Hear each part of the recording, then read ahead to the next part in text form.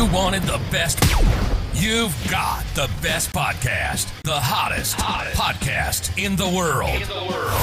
The Chris Voss Show, the preeminent podcast with guests so smart you may experience serious brain bleed. The CEOs, authors, thought leaders, visionaries, and motivators. Get ready. Strap yourself in. Keep your hands, arms, and legs inside the vehicle at all times, because you're about to go on a monster education roller coaster with your brain. Now, here's your host, Chris Voss. Hi, folks. Chris Voss here from thechrisvossshow.com. Hey, thanks for coming into the show today.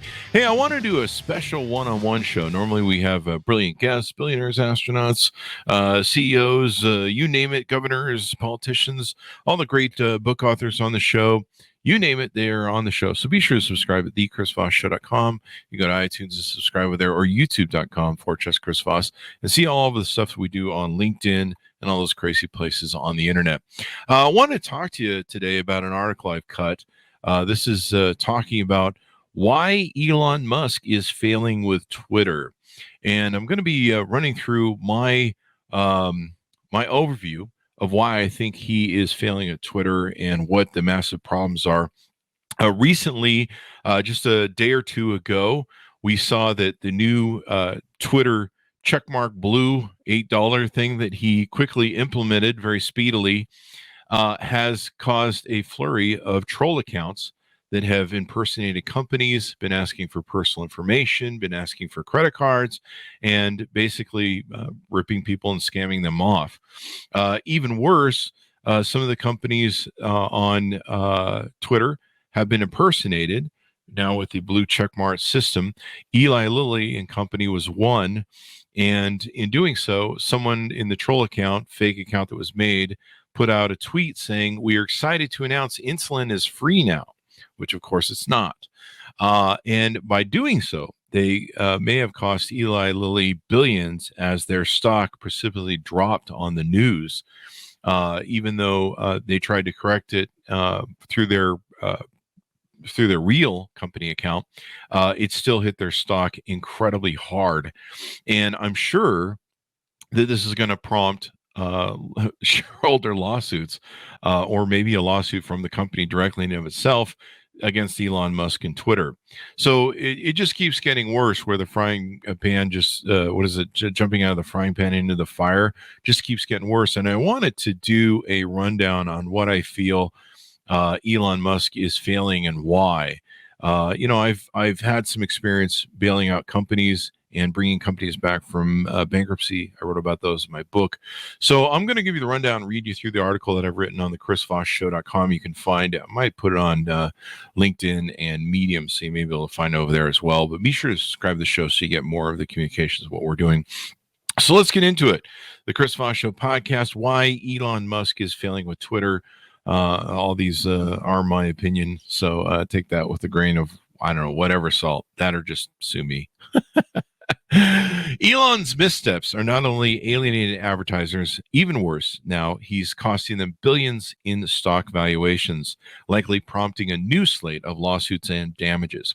He continues to almost daily make snowballing errors into an avalanche of failures of what may become the world's worst acquisition of all time, next to the Time Warner deal, if you're familiar with that. As I wrote about in my new book, Beacons of Leadership, I talk about the challenges of taking over companies and pulling them back from the brink of bankruptcy, as I have successfully in the past. Why is everything going wrong for Elon? Well, it's a few things. Number one, operating from ego. Elon has been operating in an ego state where he believes his own reputation and swagger is impenetrable. Never think that your stuff doesn't stink. Is that the rule? Ego got him into this mess. Ego had him lording around on Twitter to self-indulge his ego to the point of committing to buying it for a figure far beyond its worth at the top of the market. His ego believes he can buy and fix anything. And in doing so, he convinced himself he could easily fix Twitter, and now he's entered a gauntlet of failures that are compounding. A lot of CEOs make this mistake. Fortunately, though, they usually have a board to oversee their errors. Sadly, many people worship money and people who make money and regard billionaires as infallible business gods. Billionaires assume that their achievements, sometimes involving luck, means they can solve the world's problems. Books have been written about how many times they fail and actually make the world worse. Most CEOs know you shouldn't make a brash ego vanity purchase, and the boards are there to regulate it. It appears that many of Elon's advisors on the deal were there for some sort of political right gain, who may have sought to encourage him to buy it for their interest rather than the merits of the financials. If you've seen the text messages from the deal that have now been released in the lawsuit, it was awful advice he was getting from people willing to sacrifice him for their gain. Number 2, overpaying at the top of an economic market with clouds looming. Again, overpaying by ego. He contracted to buy Twitter at the top of the market, thinking by ego he could fix anything. Shortly after market corrections lowered the value of the company, it became clear he was buying a company anywhere 2 to 3 times its valuation. Then he attempted to break the deal and could not. He blindly ignored the coming recessionary conditions coming as the Federal Reserve is tightening the economy. And now the scenario looks even worse, as all tech companies just recently took a massive stock dive, some as much as 50%. Most likely, if he would have waited until now, the Twitter stock price valuation would have been around $7 to $10 billion. He bought it for what, 44 billion? He just needed to wait, I don't know, a couple months. So he's likely paid 4 to 5 times the value. Number 3, and this is an important lesson for people in business, people that go into these situations or life. Never panic early. On my podcast, the Chris Voss Show Podcast, we had Apollo 13's Fred Hayes on to talk about the astronauts' training and survival and the snowballing failures of the mission that had their lives on the line, Apollo 13. The title of his book is From NASA's Training, Never Panic Early. In his NASA training, it taught him that panicking will escalate problems and even amplify other failures. They go through thousands of hours of problem-solving testing to teach them not to panic, but to methodically, rationally problem solve, even in the face of death, which in itself is a whole new panic potential. Again, from my book, Because Leadership, bailing out companies is a different skill set than building companies. It is completely different. Elon is used to slowly, methodically building block by block, testing, failing small experiments in business. Since his usual business are startups, it's all up. The sky's the limit. Plenty of runway time. Conversely, when you're trying to pull a company out of a descent to its death, it's a much different game. As many times you're up against the wall, you're out of time, and the gun of bankruptcy is pressed up against your head. Downward spiral is the rule of every day, and you can see the ground coming up at you, which is daunting. Usually your destination is inevitable. You're just fighting the odds. You're fighting to right the plane in the short time you know you have left. Just be calm, says the man with the gun pressed against your sweating forehead.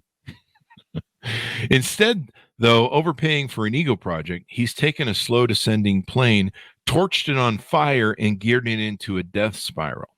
To resolve the mistake of overpaying, he's brazenly, in a callous manner, showing instability and chaos, laid off or lost a massive amount of stabilizing staff, including those that made the platform safe for his core income, advertisers. You overpay, then you have to do massive layoffs. Even worse, he's made ego score settling layoffs, bans from his platform, and ego posted on Twitter unstable, panic perceived rhetoric, further causing advertisers to be skittish. Doubling down on his oligarch ego, I alone can save it, quote unquote, he shockingly attempted to threaten, call out, and shame advertisers. Never bite the hand that feeds you. And in response, advertisers have pulled back to limit the fallout after recently going through similar issues with Kanye West's public meltdown. Now he's switched gears to pleading and begging while giving everyone the impression through his constant communication that he and Twitter are unstable and panicking. Number 4, throwing switches and banging buttons. It's become apparent in the burning death spiral plane's cockpit. He's panicking and starting to just flip switches and bang buttons to find anything that works. Never panic early. At this point, you're just hitting anything to change course instead of making methodical, well thought out decisions. He's playing the ego invincible game of rash, quick decisions that work in a startup that has time, but not in a failing, burning plane emergency with all the alarm bells screeching at you. The opposite of what the Apollo 13 astronauts knew he's doing.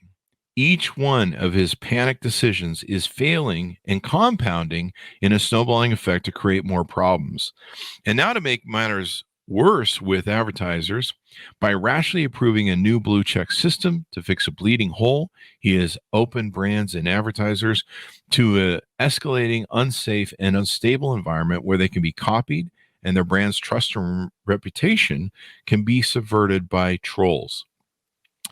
The result being now that those brand and advertiser attacks by trolls are taking advantage of panicked decisions that are costing investors and companies now billions of dollars in stock losses and most likely future lawsuits to come at Elon's Twitter, just like the Eli Lilly example we talked about. He's literally starting to cut wings and rudders off the plane in hopes of saving it. If he didn't have advertisers scared off fully yet, they are now completely on the fence, worried about what Wall Street might do if they misread a troll tweet or something that was enabled through his blue check system.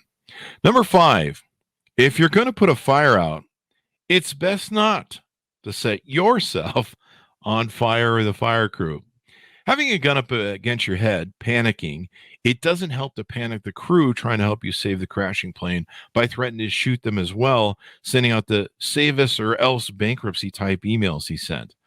You're not going to get the brains and performance you need if everybody is in fear and flight mode. In fact, some are jumping out or many are looking for the exits.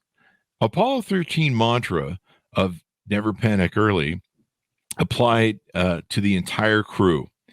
All 3 of the astronauts had to remain calm and work together to problem solve. They never panicked and they methodically did their tasks. If you watch the interview we did with Fred Hayes, he talked about how they never panicked except for, I think, one moment when they were making entry. But the rest of the time, they were calm, cool, collected. They knew they were going to get out of it. They were never in fear for their life. If you watch the movie, a little bit of it is embellished in the drama, but watch my show. He was cool, calm, and collected. They weren't worried at all. And that was the thing that got him through it. If one of the 3 of them had started panicking and losing it, they probably would have lost everything and lost all their lives. So that's a real key point. So Twitter, the other important thing that he overlooked, Twitter, since his obsession, has always been a clown car that crashed into success. There was a famous book that was written about it, and that was the line I think that was taken from it. Twitter's the clown car that crashed into success. It had multiple opportunities to be the first lead in so many technologies that is now commanded by other apps. The Three Stooges, who started it with massive infighting, seemed at every turn to do every misstep possible to make it fail and losing never-ending amounts of money. Along with users and developers who dragged the Three Stooges into adopting their successful features, like, for instance, hashtags and retweets that they didn't want to do, VCs were able to navigate and carry it until they could dump it on public stockholders. After that, Twitter has been a poorly managed marching zombie ever since. By any means, for anyone investing and buying in Twitter, they came away from knowing that it was a turd, and so many suitors have passed it over until Elon's ego got the best of him. In summary, like the rhyme of the ancient mariner, Captain Elon has shot down the Twitter bird like an albatross, and it has been hung around his neck, and the curse, as they say, goes on and on. Adrift from that fatal egotistical shot. If I were Elon, I would have more methodically and appeared more controlled. I would acted and appear more controlled.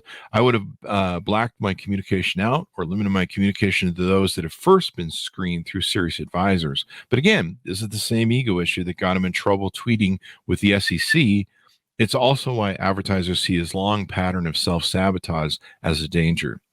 Likely, I would have brought in a well-regarded CEO by advertisers who is used to enlisting and having healthy relationships with them. I would have shown stability and competence, not panic and derision. It hasn't helped his ego to manipulate politics on the site and make conspiracies worse on Twitter. And it's damaged the platform's reputation even more because people are going, how crazy is he going to get now? Can Elon save Twitter? If you understand the math of his overpaying 4 to 5 times burn rate, the damage done to attract advertisers, scaring off current clients, making the instability and toxicity of the platform even more unfriendly to brands and advertisers, and now picking up lawsuits from companies and stockholders, I'm not even sure a bankruptcy court would save it. Twitter and Facebook ships have sailed as TikTok now rules the social platforms for audience attention. Most likely it will end up like Tumblr, bottomed out and sold for pennies on the dollar. I predict this will go down as one of the biggest acquisition flops since the Time Warner deal. Even now, Elon thinks he's winning with all the bad press attention, but really, people are just tuning in for the crash. No one's going to build a business on a crashing plane. Elon might have been better served by that popular adage of late. Fuck around and find out. He's about to find out. Anyway, guys, thanks for tuning in to the Chris Voss Show. Be sure to subscribe to it on youtube.com/Chris Voss. Follow us on our channels on, LinkedIn.com and all those different places. Check out my book, Beacons of Leadership, on Amazon. You can order up there as well and hear some of my stories of my business ventures of 35 years. We appreciate you being here, and we'll see you guys next time.